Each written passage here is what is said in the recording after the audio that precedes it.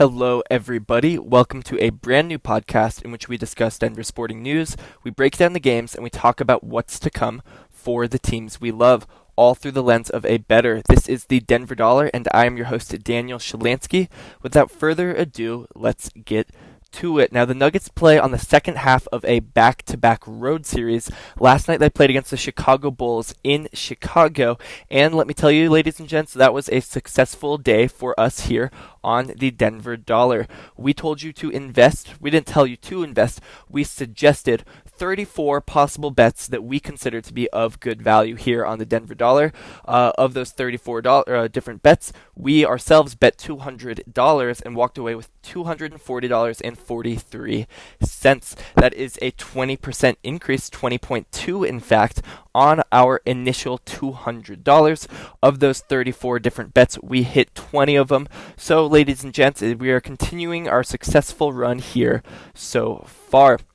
Now, the Nuggets look for success again against the Milwaukee Bucks on the road. Now, the Milwaukee Bucks are they are a much more difficult opponent than the Chicago Bulls. The Bucks are averaging 119.6 points per game. That puts them at number 2 in the league. They're middle of the pack in defense. They're allowing 112.1 points per game, which puts them exactly in the middle at number 16. They have perennial superstar candidate or all-star candidate in Giannis Antetokounmpo. They've won 5 out of their last 5 games. They definitely pose a challenge for the Nuggets, and unlike last game, the Nuggets entered this game as severe underdogs. Now let's dive into some numbers after we discuss the injuries that are relevant heading into this game. Jrue Holiday has previously been banged up, but he is fully cleared for this game on the Bucks side of the ball and is listed as fully healthy. He only had 16 minutes when the Bucks played against the Clippers a few days ago, but he should not be on a minutes restriction in this game. They will also be without Jalen Adams, who is out due to health and safety protocols, but that is a periphery player for the Bucks. They are looking to be much more healthy than the Denver Nuggets in this matchup. The Denver Nuggets, however, are super banged up. They will be missing Facundo Campazzo. They will be missing JaMychal Green. They will be missing Gary Harris. They will be severely missing Paul Millsap. They will be missing Marcus Howard, and they will be missing R.J. Hampton. Those are pretty tough. That's a pretty tough injury list for the Denver Nuggets.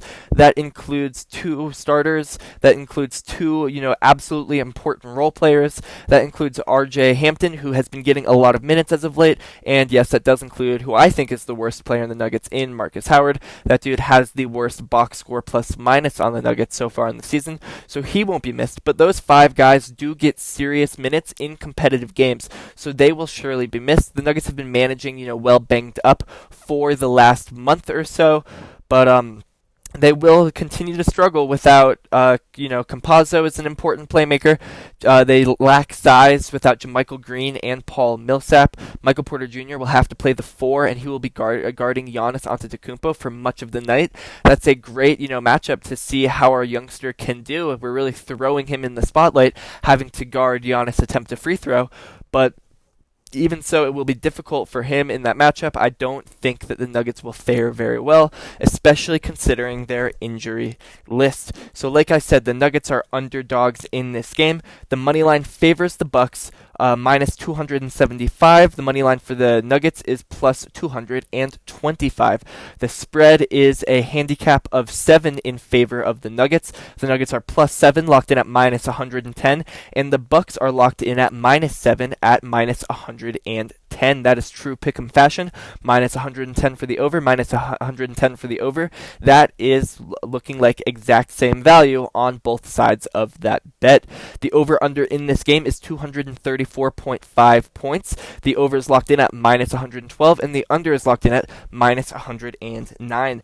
I am not touching any of those bets. I realistically do think that the over hits, but I don't love the value at minus 112, and I am not going to touch the spread or the money line. The Nuggets Nuggets are known to falter when they play against really good teams. We've seen that as of late, especially considering their injury list, but they also have guys that are playing at an unsustainably good level. Nikola Jokic has proven to be a superhuman. We know that. He's capable of getting 39 in any given night, like he did last night against the Chicago Bulls. But is Bubble Murray truly back? He's been battling a bunch of injuries all year and struggled at the beginning. Now there's a lot of talk that Bubble Murray is back. He's been playing excellent, He's averaging 27 points over the last week, 25 points over the last 30 days. He's been shooting at an excellent clip. Is Bubble Murray back? If not, then the Nuggets will surely lose this game. They need more consistency from him, and I don't know if he'll be able to replicate his recent success against the long and lengthy Bucks, especially if he's matched up against Drew Holiday, who specializes as a lockdown guard defender. If Drew plays a lot of minutes in this game, he is sure to be matched up against Jamal Murray. So for those reasons, I'm not comfortable taking the spread. I could absolutely see that go either way, and I'm not going to touch the money line. I do think that the Bucks win this game, but I hate the value of minus 275. That said, we can predict some game scripts, and there are two parlays that I'm willing to take in this game, putting $5 down on each of these. I will take the Nuggets money line in tandem with the over. I think that if the Nuggets are able to win this game, they will be firing on all cylinders, hitting their three-point shots.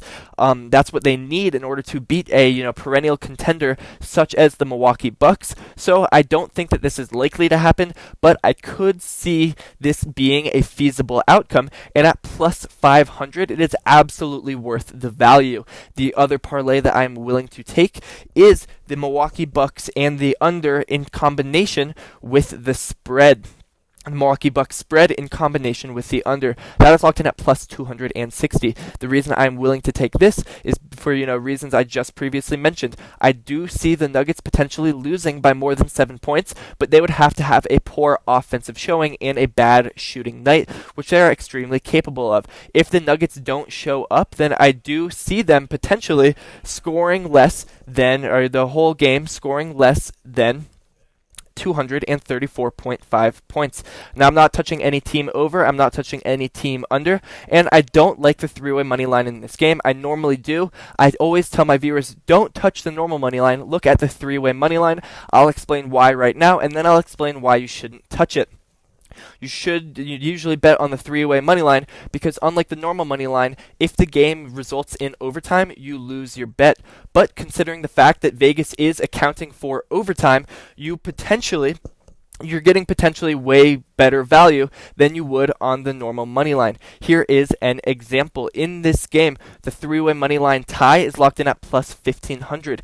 In actuality, this season, 1 out of every 18 games this season has gone into overtime. That means I wouldn't touch this number of the three-way money line unless it was at least duplicating that value of plus 1800. However, it is not even close to that, and because everything is inversely related here, because Vegas considers a tie more likely to happen than it actually is, they are undervaluing the tie if you bet on overtime in this game. That means that if you bet against overtime in this game, like I said, everything's inversely related, they consider this game ending without overtime less likely than it actually is, so you're getting better value than you would be normally. That is, it for the popular bets, talking about the money line, the spread, the over-under, and different parlays with that. We're going to next dive into individual player props, and we will finish the show off with our patented tip-off analysis. Let's talk about the Nuggets.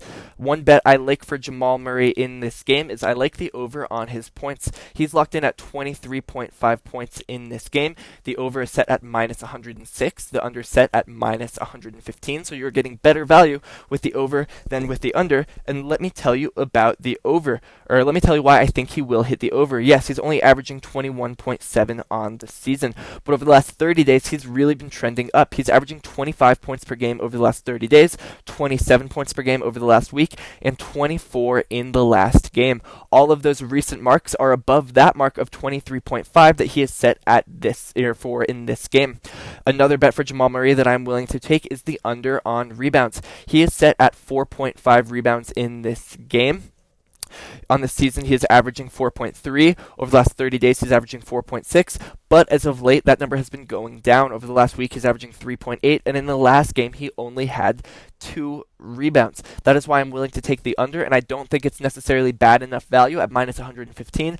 That is the fourth bet that I'm going to take in this game, the second on Jamal Murray. Now let's talk about Big Honey, Nikola Jokic. Here's a bet I love. The over on 2.5 3-pointers locked in at plus 145. He is averaging only 1.6 on the season, but he's been stepping it up as of late. He's been averaging 1.9 over the last 30 days and 1.8 over the last week. Yes, he didn't hit any in the last game, but the value here at plus 145 is too good to pass up on, especially considering the fact that Nikola Jokic tends to defer the scoring role when the Nuggets are playing a bad opponent. He likes being more of a facilitator than a scorer. We've seen that countless times this season, but take last night, for example. The Nuggets really should have handily beat the Bulls, but they didn't. It was a close game, and that required Jokic's offensive intensity all game, and he ended up scoring 39 points. Yes, he didn't hit a three-pointer, but he attempted 3. So when the Nuggets are playing a difficult team and Jokic does have to shoulder so much of that scoring load, expect him to shoot a lot of threes. I like the value on the over at plus 145. For the reasons I previously just said, I like the over on him at 27.5 points, locked in at minus 121. On the season, he's averaging 27.1, but talk about trending up. Over the last 30 days, he's averaging 28.8. Over the last week, he's averaging 30.8, and in the last game, he had 39 points. I like him to get more than 27.5 points in this game. In addition to that, I'm taking the over on rebounds at 10.5, locked in at minus 106. In the last game, he had 14 rebounds. Over the week, he's averaging 10.3. Over the last 30 days, he's averaging 10.1. And on the season, he's averaging 11. You're getting better value with the over than with the under, and I do think that he does hit the over. It's probably like a 60-40 ratio in my head, whether or not he hits the over or the under, but I'm willing to play 60% likelihood in my head with minus 106 odds. I'm taking the over on his player special, that is combined points, assists, and rebounds, at 46.5, locked in at minus 130, because I think Nikola Jokic could genuinely get near that amount of, combined counting stats just on points alone in this game, considering the fact that it's a difficult opponent he will have to score. He had 62 combined points, assists, and rebounds in the last game, 49.6 over the last week. Will Barton, he's averaging 1.5 3-pointers on the season, 1.7 over the last 30 days, but he has fallen off a cliff since he has returned from his personal absence. He's averaging 0.5 in the last week and 1 in the last game. That means over, 4 games in the past week, he's only had 2 games where he has hit the over on, where he's hit at least 1 3-pointer. Now you're getting way better value with the under than the over at plus 125 for the under. That is a bet that I think will happen, and when you get value in the plus, that is something that we love on the Denver dollar. That is a bet that you have to take.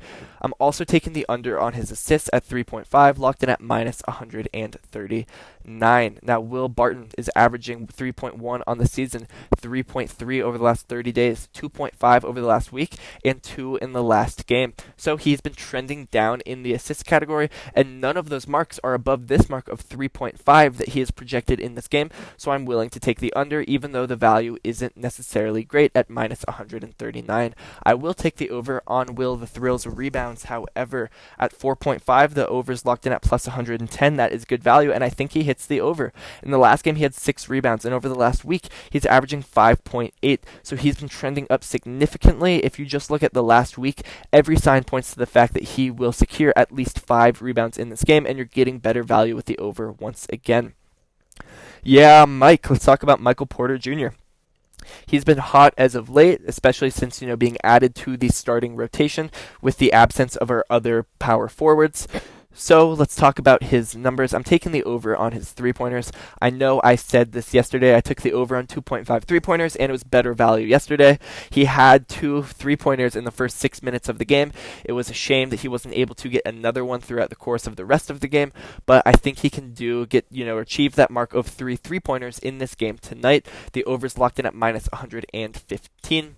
The Nuggets are going to be shooting the ball a lot. The Bucks play a fast-paced version of basketball. Giannis loves to run the break, and I think that will lead to a lot of scoring opportunities for the Nuggets.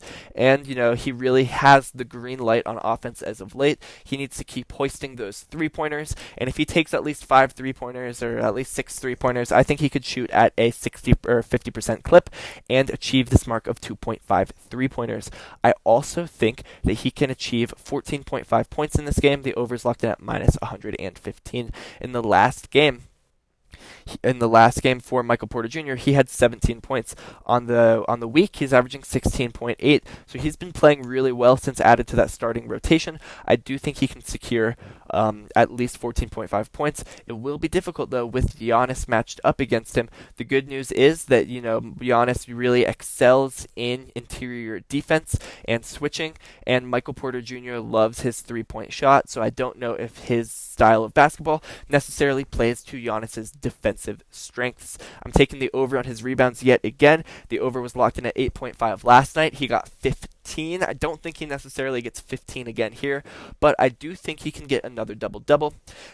He's locked in at plus 100 for the over on rebounds, and I think that's absolutely achievable for him. So because I'm taking the over on his points, I'm taking the over on his rebounds, I'm taking the over on his combined points, assists, and rebounds at 24.5, locked in at minus 110.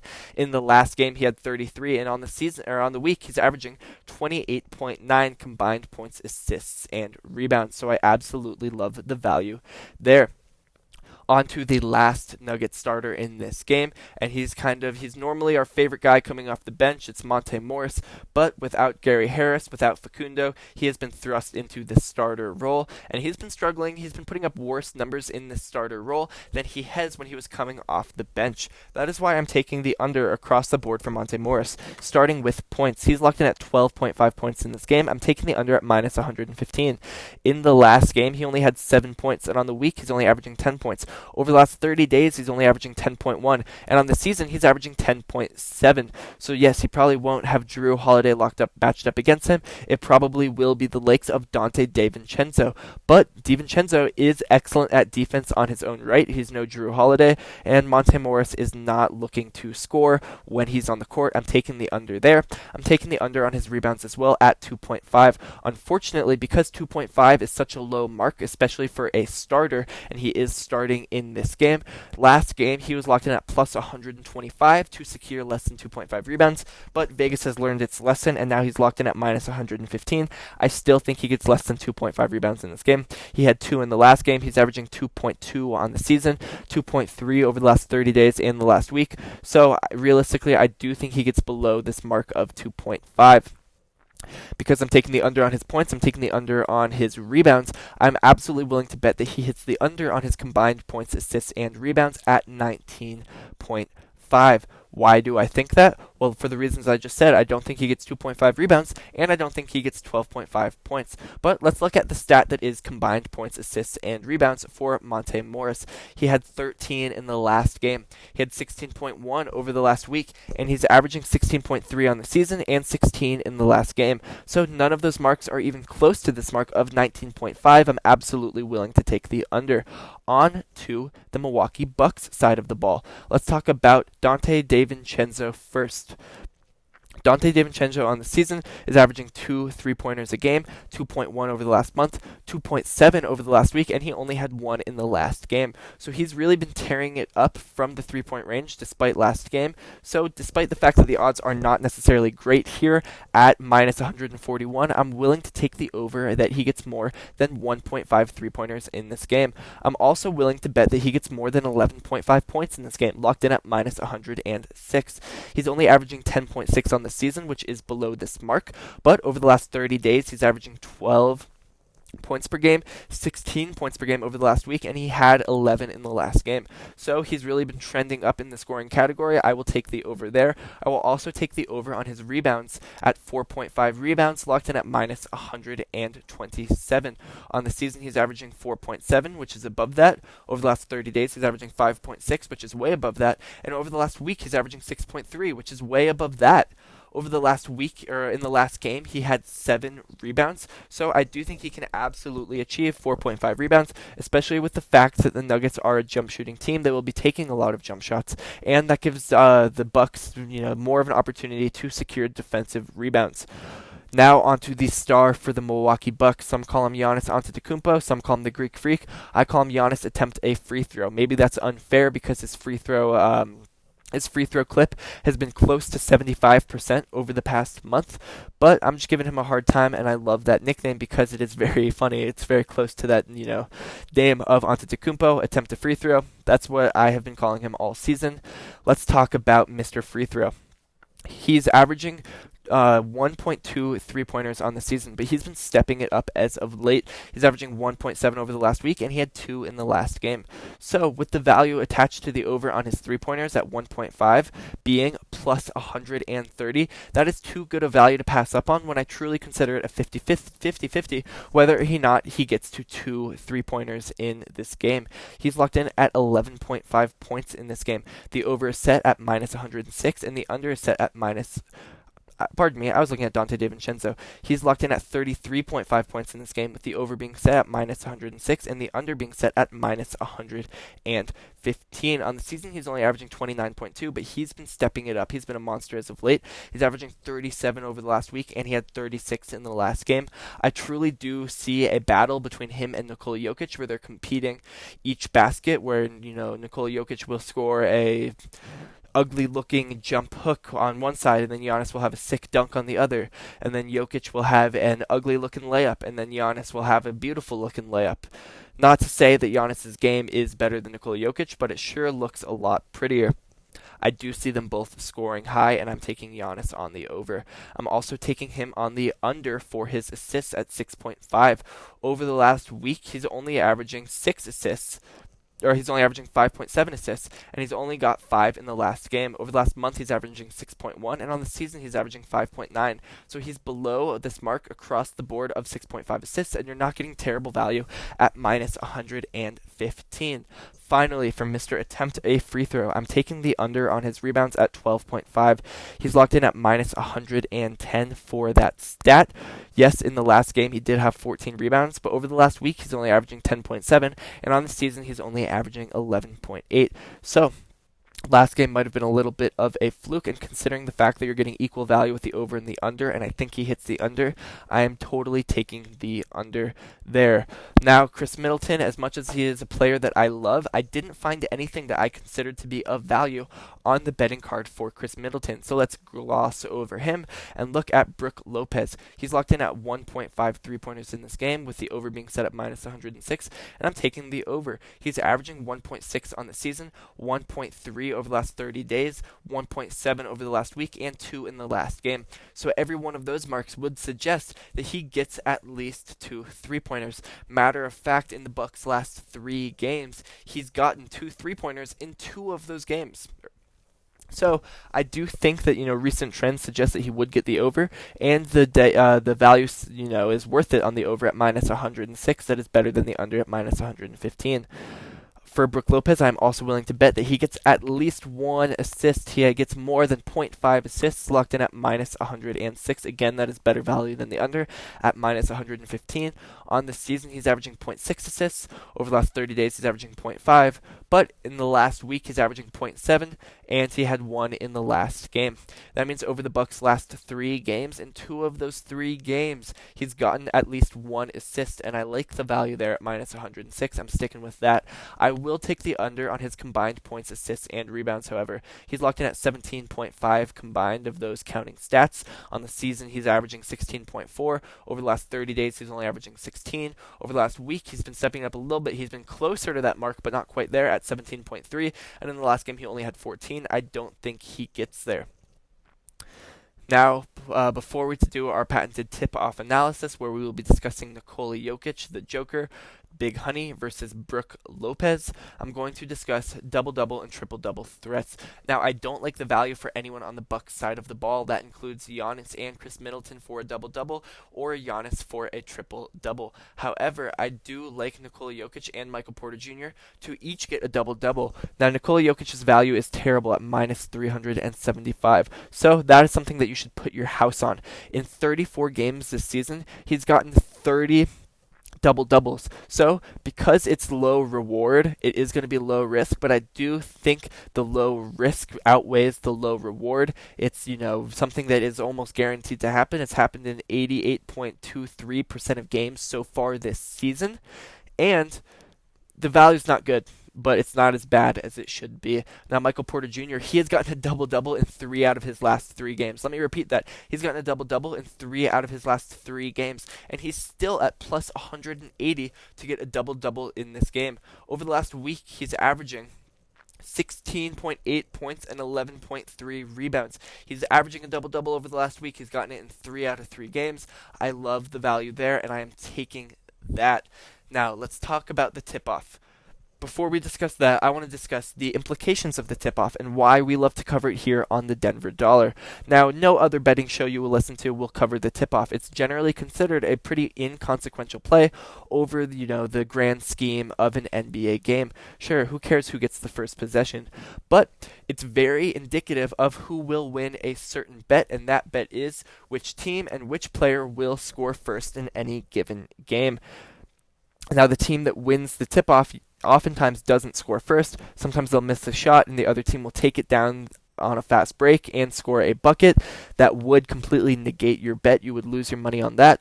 That said, however, whoever wins the tip-off still has a huge advantage to score first, and this is analysis that no one else covers, so we do have a little bit of insight that has been beneficial so far. Now, on the season, we are 18 of 24 predicting NBA tip-offs. That's good for a 75% clip. We were wrong last night. We thought Nikola Jokic would prevail over Wendell Carter Jr. He did not, but we can be even more confident rolling into tonight. Now, Jokic only has a 7'3" wingspan compared to Brooke Lopez's 7'6" wingspan. But Brooke Lopez has lost 4 out of his last 5 tip-offs, whereas Nikola Jokic has won 4 out of his last 5 tip-offs. And when they played each other earlier in the season, Nikola Jokic beat Brooke Lopez when Paul Millsap secured possession for the Denver Nuggets. Now, I do think that Nikola Jokic does beat Brooke Lopez once again this season to make it the perfect 2 out of 2 on this season series. That said, I'm also willing to bet on the Nuggets to score first at minus 118. I absolutely think they will have the ball first. They will have every opportunity to score first in this game. So that is a bet that I consider absolutely worth it. Now, before I conclude the show, I just want to reiterate, I've done this on a few different shows, why you should listen to me. Yes, there are definitely plenty of better analysts out there when it comes to merely discussing the players. I am in no means, I have no basketball experience other than my very long experience in watching a ton of basketball. I watch the Nuggets game every time that they play. I watch every game across the night, pretty much every night. I have extensive history in fantasy basketball. I can name at least 10 players on every NBA team, but I'm not here to flex that. What I will flex, however, is my math knowledge. I am a math major, and that is what I specialize in. When I look at the betting card, I look at value. I don't look at merely player analytics. I spend 2 hours every day sifting through the entire betting card to find bets that I consider of value, and those are the bets that I reported on today, and those are the bets that I report on every show for the Denver Dollar. Once again, ladies and gentlemen, thank you so much for listening. Don't forget to like, subscribe, and tell your friends about the show if they are, in fact, interested in winning money. If they are not, you need to find some smarter friends. Deuces.